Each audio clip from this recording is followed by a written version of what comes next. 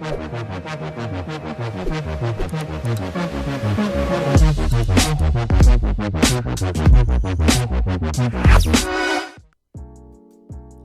we seriously need to talk about this Lion King remake. You know, when I first saw the initial trailer, I knew that I wasn't gonna like it as much as the original, which is fine. It's a thing, it's a nostalgia, I get it.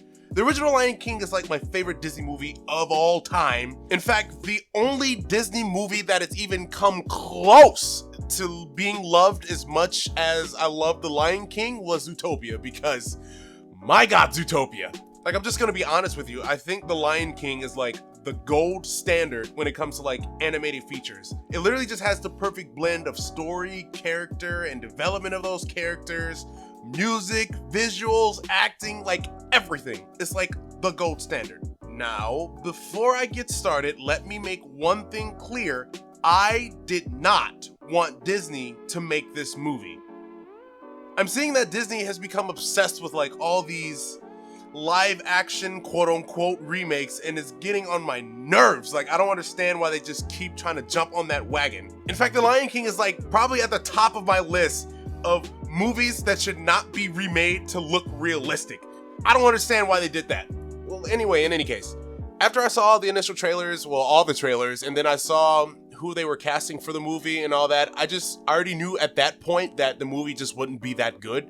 But I just didn't expect for it to be this bad. Now, I'm warning you right now, this is probably something that you're gonna wanna just have playing in the background while you do something, because I'm not really gonna have anything visual. Like, I may have something that I'm drawing in Procreate on here, but it's not really anything visual to watch. This is gonna be set up like a podcast or like a radio thing. I'm just gonna be telling you my review of this movie, and it's probably gonna be very long. So I would just advise you to just have this playing in the background while you're working, or while you're studying, or while you're in the car, or whatever. Just be in for a ride. Now, for the purpose of this review, I'm going to be splitting it up in 3 phases. Usually I would split something like this up with, like, I would talk about the characters, and then story, and then music, and then like art and all, well, you know, visual direction and all that type of stuff. But this movie was so bad, and everything was just so destructive of each other. I'm just gonna run through the movie and then tell you what went wrong and where it went wrong, because I don't understand how they literally just have the source material of a gold standard and then just completely ruin it entirely. But what I'm still gonna do is I'm still gonna have the story elements, like, go through the movie in 3 phases. The first phase I would think would be from the opening credits all the way into the gorge scene. Phase 2 is when he's with Timon when Simba's with Timon and Pumbaa, all the way until he decides to go back to the Pride Lands. And then phase 3 is when he gets back to the Pride Lands, and then until the end of the movie. So let's get started. Okay, so phase 1. Let me start out by saying that the opening scene was really impressive. It's like they went almost exactly shot for shot from the original, and the animation in that was just phenomenal. Like, let me start by saying that The Lion King's animation is probably the best that we've seen in an animated feature to date. And I mean, it really looked live action. I mean, it wasn't real live action because it was all CGI, but no one really cares about that. It looked live action, so Disney, I would definitely give you a solid thumbs up for that, because, I mean, hey, it was good. To be honest with you, the only problem that I had with this scene was the fact that the music and like the moments that were happening in the scene just weren't in sync.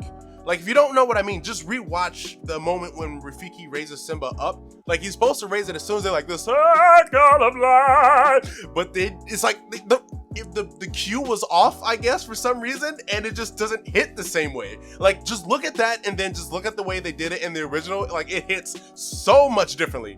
And the thing is, I wish I could show you now, but I literally can't, because I don't want to get flagged. I'm too early in the YouTube game to get flagged, and I don't want to get sued, and I don't have to deal with any of that. But even with that and that side of the way, I still had somewhat hope for this movie, because the animation was phenomenal and the music still didn't sound bad up to this point. Like, you could tell, like, they kind of reused some of the stuff from the original, and then they added like new voices in there here and there. It didn't hit the same, but at the same time, it wasn't bad. So I was still like, okay, like, I wasn't ready to walk out of the theater yet, and I still didn't feel like it was ruined just yet. But then we go on to the next scene.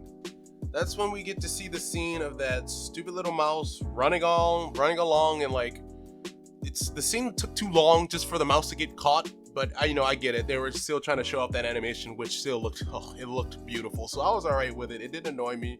But then we finally got to see Scar, and I literally almost walked out right at that moment. Can we just, honestly, let's just have a moment to just pay our respects to Scar, because they killed him well before the hyenas did.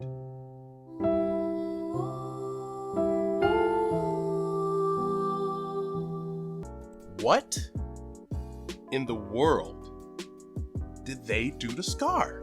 Like, how do you mess up Scar that badly? Okay, let's start with Scar's design. Now, it's kind of like goes both ways here, because yes, I understand it's supposed to look realistic, and Scar was malnourished because he didn't really get fed, because he always got the scraps and all of that. So yeah, he's supposed to look skinny, he's supposed to look all that. But he has so many defining features. Where's that mane? You can still have a dark mane and still look like a realistic lion. They have that. The scar was barely noticeable. But, I get it. It's supposed to look more realistic. They can't really have it that expressive, which is one of the reasons why they shouldn't have made it into a realistic looking movie anyway, but that's neither here or there. But whatever, the design, I didn't like it, but I understood it. So I was like, whatever, I can get past that. But what I cannot get past is Scar's performance in this movie.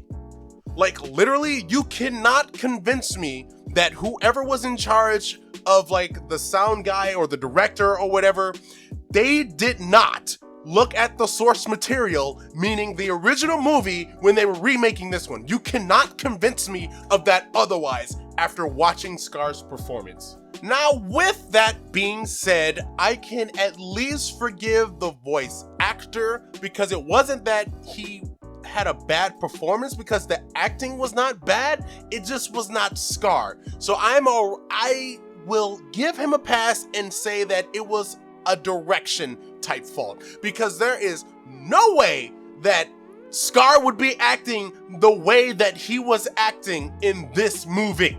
Now, with that being said, I was not expecting this actor. I forgot his name, but I know that he's T'Challa's dad in Civil War. Actually, no, disregard that. He was in 12 Years a Slave. The guy who played T'Challa's dad was Rafiki. I was not expecting him to give us the same type of performance that, I think his name is Jeremy Irons or something like that. I forgot. You know what? Look, it's been a long day. Anyway, I was not expecting the same type of performance here, because I get it. When you remake something, you literally can't expect the new person to act like the old person, because it just won't work like that. Like, literally the same thing happened with Will Smith and the Genie, but I actually will use that to a point, because even though Will Smith did not act like Robin Williams when it came to the Genie, you could still see that Will Smith knew what the Genie was and how the Genie would act, and he added his own flavor to that. This guy did not do that with Scar here. I literally just can't stand it when they take a villain that has so much personality and is definitely more than one-dimensional, and then they remake the movie and then they just make it into a one-dimensional character. They literally did the same thing to Jafar in the Aladdin remake. I don't understand why they keep doing that. What I mean by that is, when you look at Scar in the original Lion King, you literally see so much character in him. Like, sure, he's mean and he's evil, but he's also very overdramatic, and he's very like sarcastic, and he's mysterious, and he's evil, and he has so much going on inside of that head, and like you can literally just see it all over his face, all over expressions, and just the way that he talks to people. But then you look at this new one, they made him mean, and that's it. They're just mean. I mean, sure, he had a few moments, like a slight couple, maybe a few moments where the Scar of old shined through, and I enjoyed that, but it wasn't nearly enough. And I don't understand, how do you mess that up? It's literally in Scar's character, but this time it just was not. Like, think about it. Think about when Mufasa came down and was like, Scar, I didn't see you. You didn't come see Simba. And then Scar in the original was like, oh my God, was that today? Oh, I feel simply awful, or something like that. He was over dramatic with it. In this one, you weren't just here, you weren't there to see Simba. Oh, was that today? It must have slipped my mind. What is that? Actually, I just need to go on a whole rant about how bad the voice acting is just in general in this movie. And when I say how bad it is, I mean in terms of comparison to the old one. The voice acting was not awful, but if you look at this movie, it literally just feels like no one's in the same room talking to each other, yet they are, and it just seems so discombobulated, like it's laughable. And then the emotion is not there from anybody. And you know what? James Earl Jones, you get the only pass because you were in the first movie that was 25 years ago, so you're a very old man, and I get it. You know what? Okay, he gets a little bit of a pass, but no, there's one thing that he will not get a pass for, and that is when he got mad at Scar when he was talking to him about not seeing Simba, because that whole thing was just, oh my God, it was so bad. I loved how, like, when he told Scar, don't turn your back on me, Scar, but Scar literally already turned his back on him at least 3 different times in that conversation already. So how did they not notice that? Anyway, to continue, in the original, in that moment when you thought Mufasa was about to slap Scar up, it really sent shivers down your dang on spine, because Scar turned around and said, oh no, Mufasa, perhaps you shouldn't turn your back on me. And then Mufasa turned around, oh, is that a challenge? And then you're like, oh my God, they about to scrap. But in this new one, he's like, don't turn your back on me, Scar. Oh no, Mufasa, maybe you shouldn't turn your back on me. Is that a challenge, Scar? What? I literally was cracking up at that point, because I'm like, is this what we're going to be sitting through for the rest of this movie? Because if so, I can't watch all of it. I'm sorry. Like, to be honest with you, I don't even remember too much more of this scene, because at this point, I was already laughing so hard that I was crying. So let's just keep going, because wow. So the next thing we got is when they, Simba and Mufasa went on to the patrol, and then we learned about the Circle of Life, and all that was good. I will say the voice acting in that was good. The kids, like young Simba and young Nala, were actually pretty good though. I did not really have any complaints with their acting. So actually, I take that back from my last point. But anyway, yeah, so they're doing that, the morning report, everything's fine until like Zazu flies around for like 3 seconds and he's like, oh wait, sire, the hyenas are here. And then Mufasa just runs. But I'm like, first of all, Zazu, how did you see them? Like, I understand that you can fly and you can see, you know, higher than everyone else, but you really didn't go anywhere. You didn't even fly over any trees yet because you were just throwing a temper tantrum because Simba pounced on you. Why not just why did they change it from the gopher telling Zazu that the hyenas were in the Pride Lands? I don't understand why they changed that, but you know, whatever. That's not really anything to cry over spilled milk about, but whatever, that happened and that just, yeah.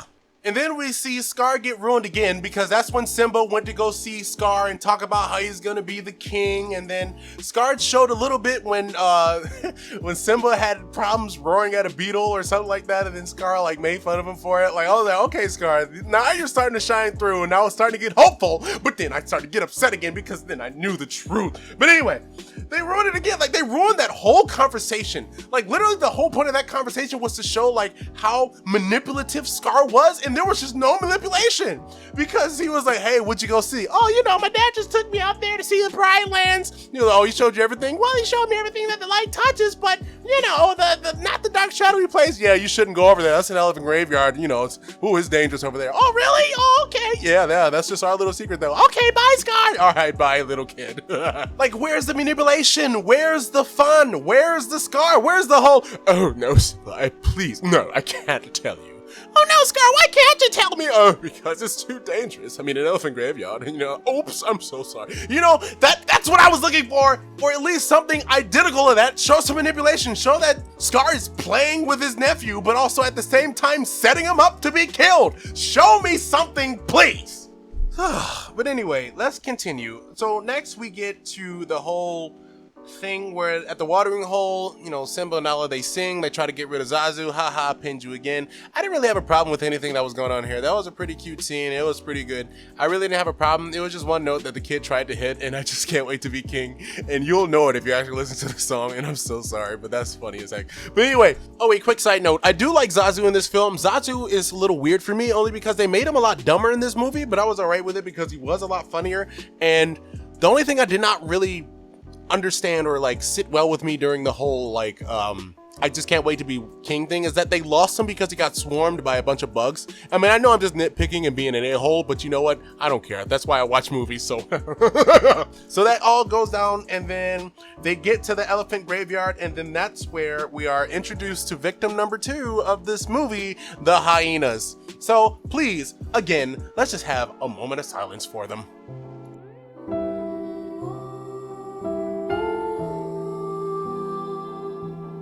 But anyway, thank you for that another moment of silence, and now let's talk about the hyenas, because how the heck do you mess up the hyenas too? How do you mess up the hyenas? The hyenas were my favorite characters in the movie besides Scar, and no, it's not because they were evil, it's because they had character. Like, the hyenas were the most well-written characters in terms of the way they were designed and the way they act that I think of all the characters in this movie. Because if you think about it, yes, the hyenas are evil, and yes, they're very dangerous, but at the same time, they were very much, how do you say it? Like, they were very much, what's like the opposite of a Mary Sue character? Like, they struggle a lot. And like, they're goofy and they're crazy, but at the same time, they're very like malicious killers.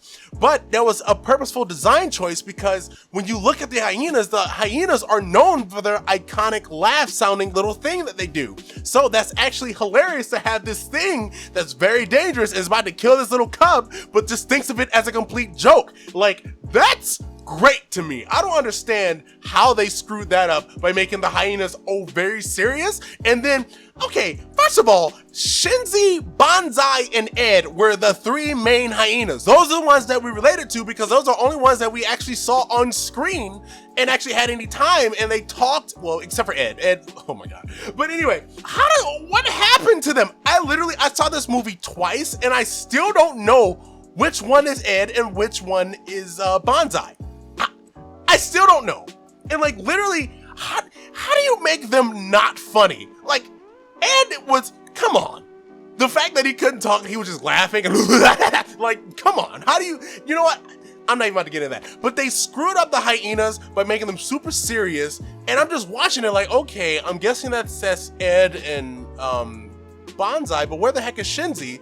But then of course they made Shinzi this over serious pack leader. Like, what? Like, don't get me wrong, Shinzi was technically the ringleader of like the 3 main hyenas in the first movie, and you could tell, but at the same time, they were still technically kind of on equal footing. Like, yeah, they argued a lot, and like, yeah, she technically was the leader, but if she said something that they didn't like, they would have let her know about it. But now Shinzi shows up and they're whimpering and hiding? They're scared of Shinzi? What? Why are they scared of Shinzi? Why is Shinzi just this over serious mean hyena?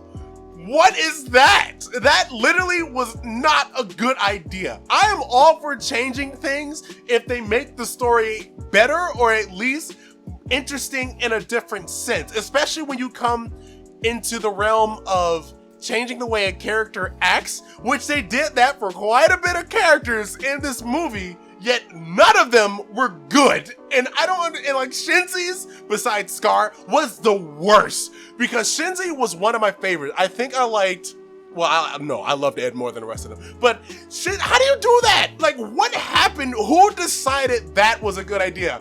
And another thing, why were all the hyenas there? Like, I get that hyenas hunt a pack and they're just more realistic and all that nonsense, but it's like, it was literally over like 20 hyenas there, but you telling me 20 hyenas can't kill a lion? Newsflash, they can. So it's just, this scene made me so upset. And then one of the things about like the whole reveal of these 3 hyenas was so like masterfully written, because it draws back to it later on in the film, which we'll get to. Because at this point in the original film, we only knew about these 3 hyenas. We knew that hyenas existed, and we knew that they were dangerous because Mufasa, you see how Mufasa reacted when Zazu told him that there are hyenas in the Pride Lands.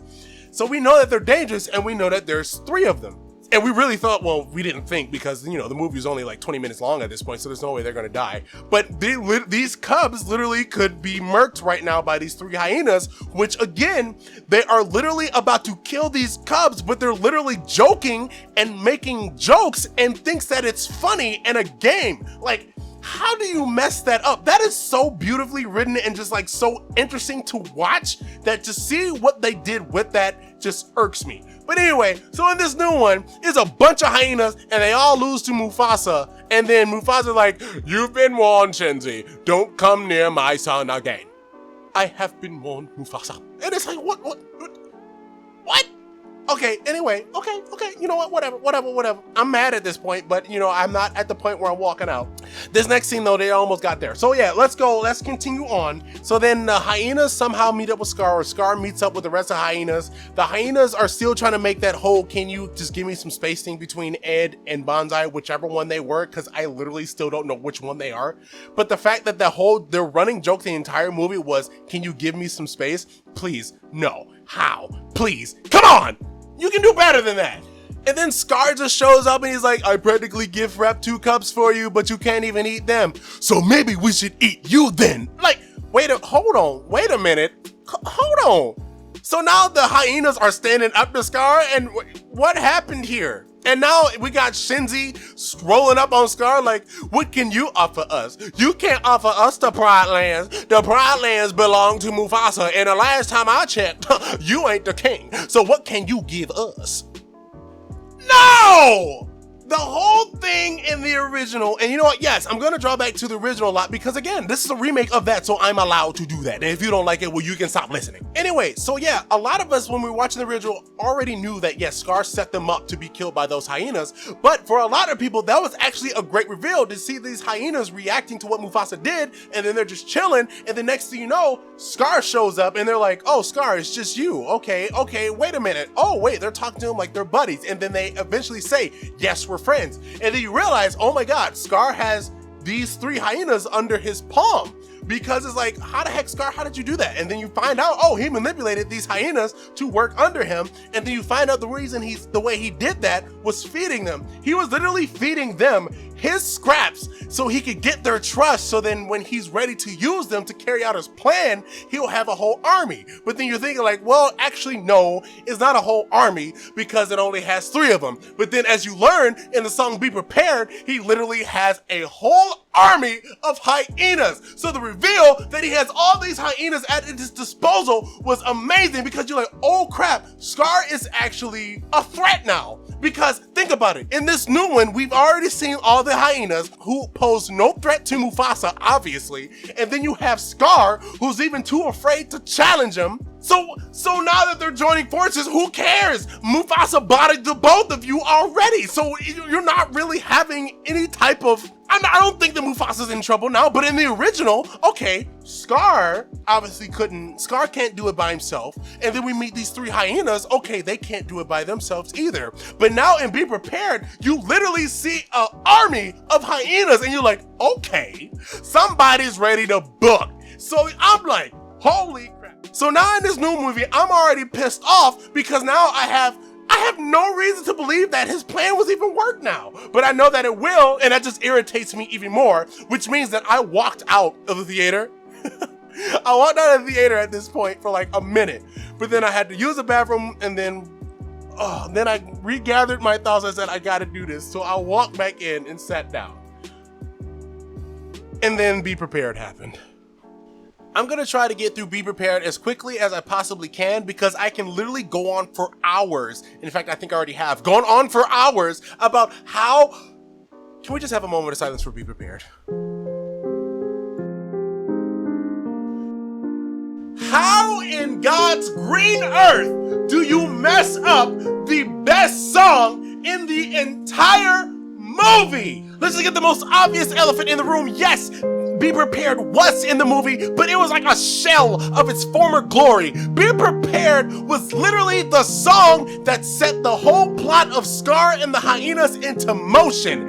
And oh my God, we saw so much characterization from Scar in this song. He was literally just having fun and being sarcastic about killing his brother and his nephew. And then this time, he's just talking about he's not a good king. Be prepared. Like, what is that?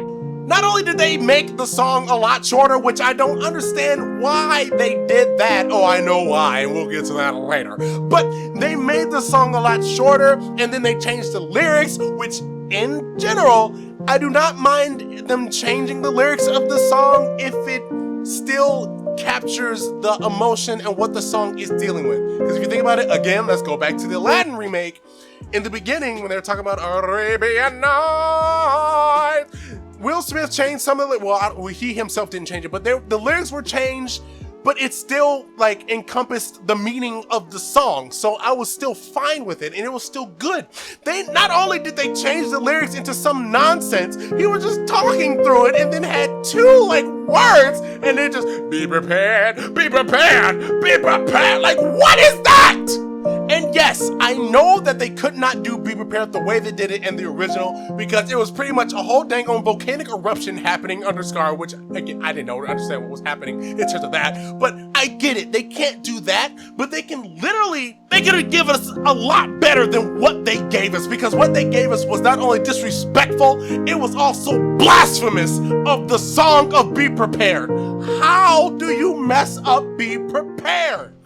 But again, I'm just gonna save time, so let's just get on past let's just please get past Be Prepared, because I almost walked out again, but I did not walk out, because next up was the most important, not the most important, but it's one of my favorite scenes in film history, and that is the Gorge. Now, as you all know, the Gorge scene is when Scar takes Simba down and have him work on his roar or whatever. He just wants him in the Gorge because he's gonna have the hyenas up top, scare the wildebeest into make a stampede. He's gonna chase the stampede, whatever. Simba's supposed to get trampled. Mufasa's gonna try to save him. He's gonna climb up. Scar's gonna grab him, say long live the king, and then throw him off the thing, and then that's when Mufasa dies. It's a very sad moment for a lot of people. I personally laughed when I first saw it, because you have to understand, Scar was my favorite character, so I wanted him to win. So when he won, I actually thought that to be quite enjoyable. But anyway, so let's actually dive deep into what was wrong with the Gorge scene. Here's the thing, before I get started, I would very much so encourage you guys to watch the original Gorge scene on YouTube. They literally just have that scene of itself, and it's just so beautiful. And the reason I think it's so beautiful is because literally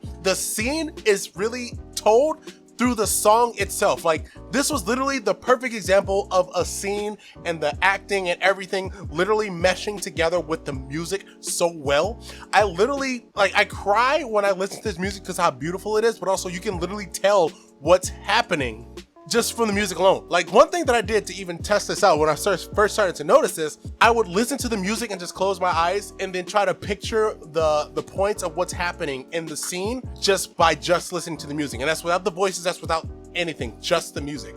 And you literally can, like, obviously you're gonna be off on some points, but you can literally the music tells the story of the Gorge. And the Gorge is it's the most intense scene that's in The Lion King, period. You literally have Simba, who's this little cub, being chased by all of these wildebeests. That is literally the plan of Scar and the hyenas, which in this remake, we're not even gonna get into that because I've just yelled about them enough. But anyway, we can talk about the animation. It was beautiful. The voice acting was not nearly as bad during this, for the most part. And it was somewhat a little more unbelievable, because now that I see a real lion cub that's just running away from thousands of wildebeests, come on, you mean to tell me none of them stepped on him? But anyway, I really enjoyed the Gorge scene until I realized, they did something with the music that literally just did not sit well with me. They were doing callbacks to other pieces of music in the movie, in the Gorge scene. And I don't know why they did that. Literally, because the Gorge scene from beginning to end is literally a story. And it's not something that you can break apart, put something else in there, and then just continue from where you left off, because now it just feels discombobulated, which I guess makes sense because that's technically the whole film in general. Whoop, oh, my bad. Anyway, they were doing the Gorge scene from the original, but they were also inputting parts of, I don't know, I forgot what the actual name of the song is, but it's the music that's playing when Mufasa is talking to him in the clouds. I'm sorry if I messed that up. My voice is leaving, okay? Leave me alone. Anyway, but they kept doing that, and it made me it literally just takes you out of the action, because you literally have this intense thing of and it's what is happening? Everything is great, everything's crazy, he's being chased, and all of a sudden it just ruins it. And it's what was that? But you know, the gore scene actually followed the way it was supposed to. I really didn't have a problem with it. And also, I actually enjoyed the ending of it a lot more. In the original, Scar grabbed him, said, "Long live the king," and threw him off. This time, Scar looked at him, said, "Long live the king," and smacked him off the cliff. And I thought that was the funniest thing in this movie, except for one scene that I'm gonna get to later. But that was hilarious, and I will give them credit for that, because that was really good. Okay, so now that all that's done, Simba tries to walk up to his dad, and just like, Dad, wake up, and then just lays next to him. Like, you didn't feel the emotion out of that. Like, I didn't even feel the emotion in the original, because again, like I said, I was rooting for Scar anyway, but it's still, like, that was a very sad moment. Like, in the original, he's like, "Come on, Dad, come on, you gotta get up, let's go home," and then stuff like that. He was crying, then everybody else started crying, and then he finally, like, he laid under him and, like, went to his paw and just laid down for a minute, and then they let it sit there for a moment to, like, let you react to what just happened. We literally just had a very intense scene. We need time to just regroup just for a second, because it gets intense again literally in a matter of minutes. But we just needed that time, and then we see Scar come in, and literally this is when, like, Scar's persona shines through, because he's like, "Simba, what have you done?" And then he's like being over dramatic with that as well. Like, he's literally blaming, he killed his brother and now he's blaming his nephew on it. Like, that's what? But no, in this remake, he's just like, "Oh, what have you done? I'm sorry, I didn't mean for this to happen. What do I do?" "Run away, Simba, and never return." I'm like, what? Wait a minute, what is that? It was I don't know. They literally ruined all, like, so literally there's no emotion in this film. I think that's literally what this big problem is. Like, the emotion is just not there, and I don't understand how it's not there. How? But anyway, that's the end of Fate. Well, kind of. Well, then, yeah, he sends the hyenas to go chase after him, which then pisses me off again, because they chase after him, they don't get it, he falls off the cliff, and then Shinzi, Banzai, and Ed are chasing him again, and then they look down, and she's like, "Go down there and make sure he's dead." And then there's like, okay, and then they walk down there again. What? Since when was Shinzi have this much power? No, if Shinzi was like, "Go down there and make sure he's dead," they would be like, "No, you go down there and make sure he's dead." What the heck you talking about? What happened to the freaking character of the hyenas? Like, they literally killed them. They killed them worse than they killed Mufasa. Anyway, so that's the end of phase 1, and I'm already pissed off at this point, because I'm like, I don't care about this movie anymore. I'm just watching it because I love The Lion King, and I know I'm going to be complaining about this later, and I know that people are going to be asking me, and I'm just going to keep going. Okay, so let's go to phase 2.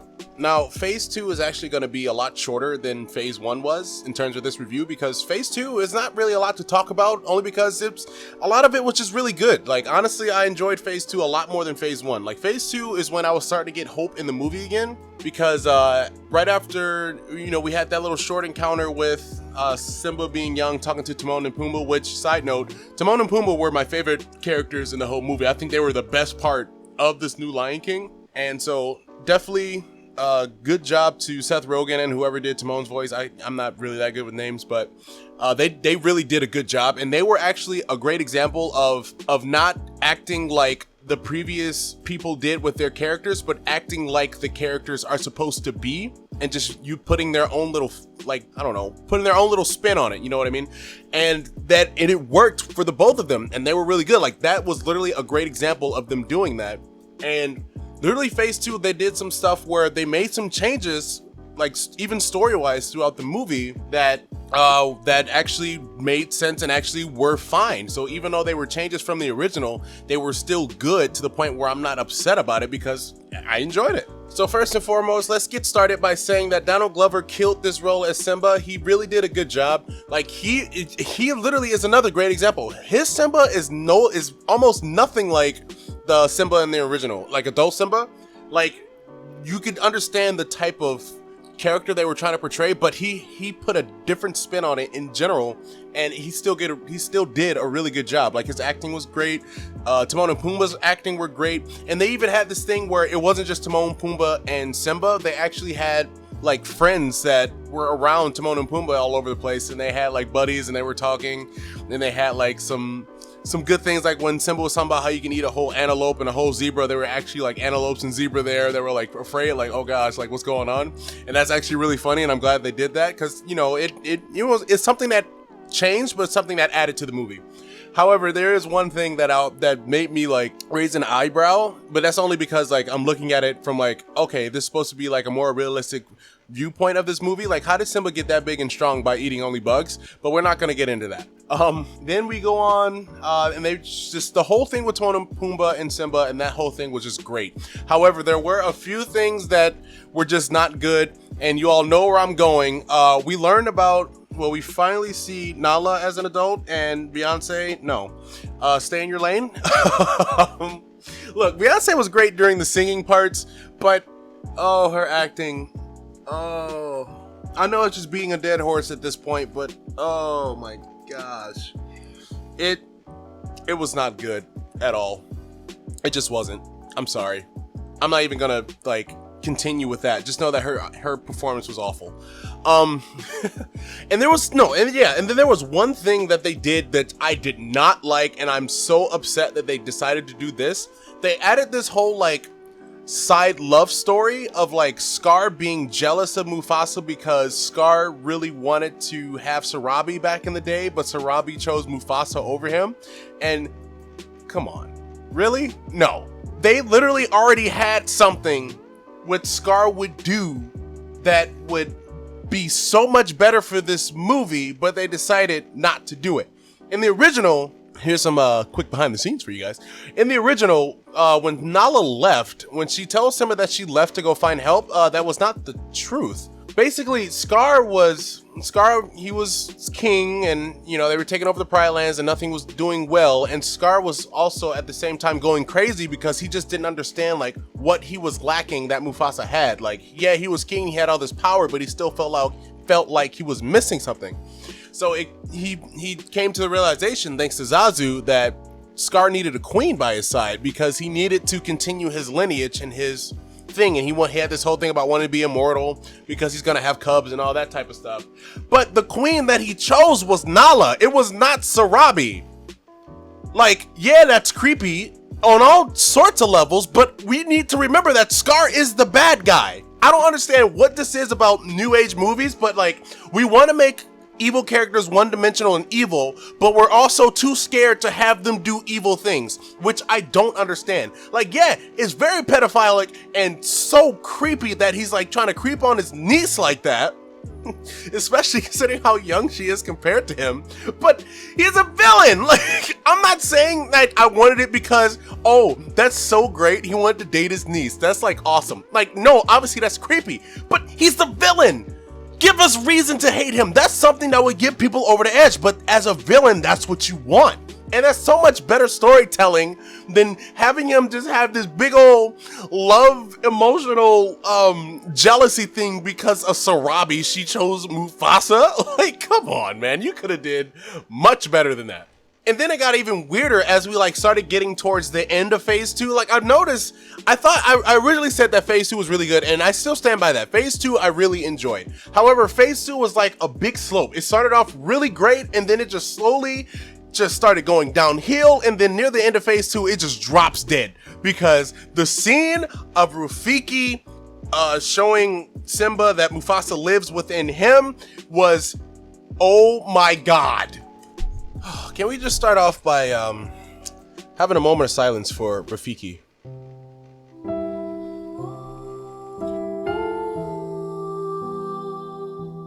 I originally thought that Scar had the worst character assassination in this movie, but then after the scene with Rafiki showing Simba that Mufasa lives in him, I take back that statement. What in the world did they do to Rafiki?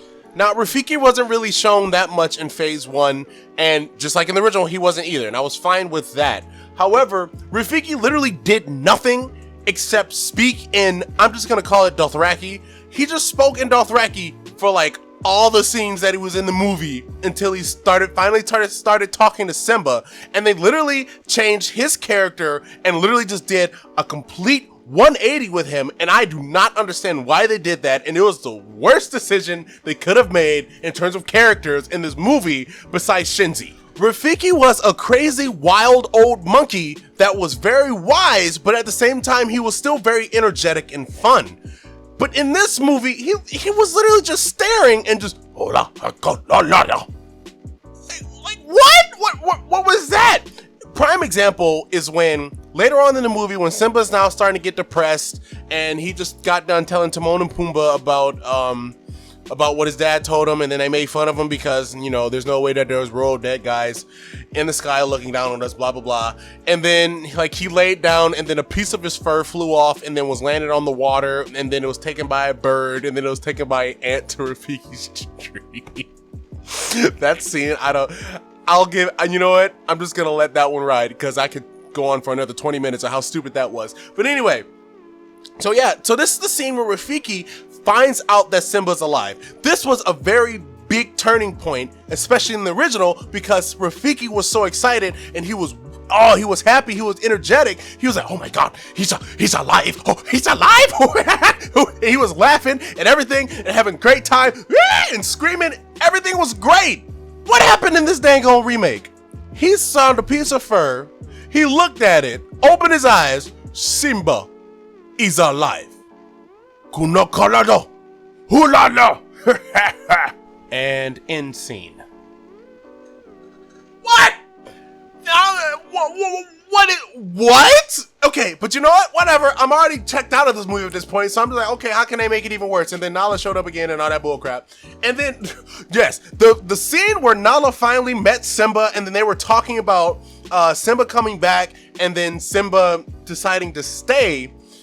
It felt so discombobulated, and I am perfectly convinced that Beyonce was not there during any recordings, because every time she was talking to somebody, it just seemed like she was not there. And who were you talking to? Like, you could tell who she was talking to on screen, obviously, but it just, the feeling of the emotion, and like, it just seems like they were just having two different conversations at the same time, and it was very awkward and weird. But anyway, the scene of where Simba goes to Rafiki, well, Rafiki finds Simba, and then he reveals to Simba that Mufasa lives in him. That's a very powerful scene because that's literally the end of phase 2.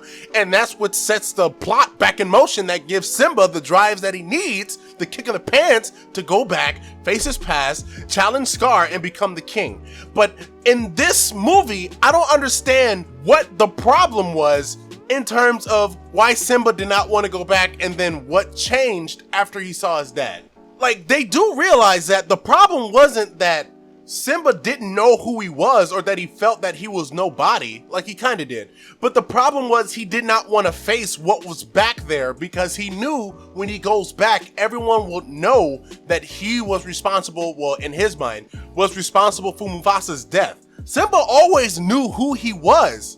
When Mufasa was in the clouds, and that also, quick side note, where was Mufasa in the clouds in this remake? And do not give me that, well, you could kind of see his face because of the lightning strikes. Nah! That was pathetic. That was pathetic. But anyway, back to my point. When Mufasa was telling Simba that he's forgotten him, it wasn't that Simba was literally just going around, who's Mufasa? I don't know who I am. It was that, no, Simba didn't forget who he was or that Mufasa was his dad. Simba left that Simba and Mufasa, like, he left all that behind him. He literally turned his back on them and tried to create himself over as this Simba. That's why Mufasa was saying, you forgot me, because you forgot what you were supposed to do. But it wasn't a forgot, you just decided to leave it behind you, and you trying to block that out. That's what he meant by that. But now all of a sudden they're making it this big thing, like, oh no, Simba just doesn't know who he is. Literally after talking to Nala about who he is and who he's supposed to be. Also, to be petty for 1 second, the song Can You Feel the Love Tonight, even though I don't really care about that song, it was greatly performed. However, are you really kidding me that they're talking about a song that says, can you feel the love tonight, and all this stuff about tonight, yet they're doing all this stuff in the daytime? Petty, I know, but that's why I'm here. Anyway, going back to this big old thing, because I'm sick of talking about this, because the more I think about it, the more upset I get. Not only did Mufasa's speech not hit the same as this time, because it's like, well, what did you tell him that he didn't already know this time? But also, like, the very fact that they left out the whole scene where Rafiki is literally instructing Simba and giving him wisdom about facing the past and fixing it, it was just absent in this movie. Why? Did they just literally forget that that was the turning point? It wasn't that Simba didn't know who he was, he just was scared to go back and face his past. But Rafiki and Mufasa taught him and gave him wisdom, saying, yes, you need to go back and do that. That's your responsibility. So go back. And then that's when Simba's like, you know what, you're right, I gotta go face the past, I gotta go fix it. And then that's why he goes back. What happened this time? He talked to Mufasa in the clouds and then was like, I am Simba, son of Mufasa. And I'm sorry, Donald Glover, Childish Gambino, that was a very, very, very, very poorly executed line. I'm sorry, but that was awful. And then that's what makes him go back. And then, please, the fact, okay, you know what, whatever. The little Spirit song by Beyonce, whatever. It wasn't a bad song, but rumor has it, apparently, that song is the reason why Be Prepared got cut the way it did. And if that's true, then screw your song, Beyonce. You don't deserve it. Anyway, like I said, phase 2 was very short. And you know what? Phase 3 is even shorter. So, alright, phase 3. Let's just bring her on home. You know what? Literally in this movie, at this point, I already walked out like 3 or 4 different times and I've come back. So I'm literally just begging this movie to just end. Honestly, I'm just like, this just has to stop, please.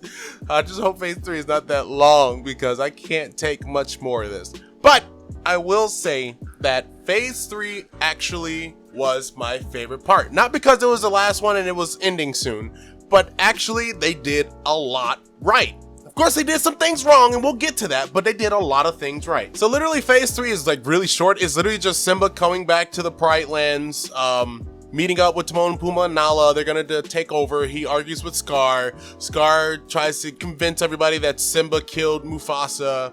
Scar stupidly admits to Simba that he's the one that killed Mufasa. So Simba tells everyone they have a big fight with the hyenas and everything. Scar and Simba fight. Simba wins. Scar dies thanks to hyenas, and that's it. So let me start off by saying that phase 3 was actually done really good. Now, starting off with Simba and Nala meeting up with Timon and Pumbaa, and then they had to be live bait with the hyenas. I will say, I give them credit for this one because I really wanted the whole hula thing again. I knew they weren't going to do that, but I was actually just secretly hoping that they would. However, what they gave us was hilarious. I literally cackled in the movie theater from laughing so hard. They did a thing of like Timon about to sing Be Our Guest. Oh, it was actually really good. But like before he actually said guess, he just screamed and ran. Oh, that part was really good. I was cracking up and I love that part. As much as I don't like this movie, I can watch that part over and over and over again. And then we have some stupid scene of Rafiki getting his stick again, which I was asking where the heck was his stick the entire movie, but he had his stick like buried in the tree, brings it out and says, "Old friend."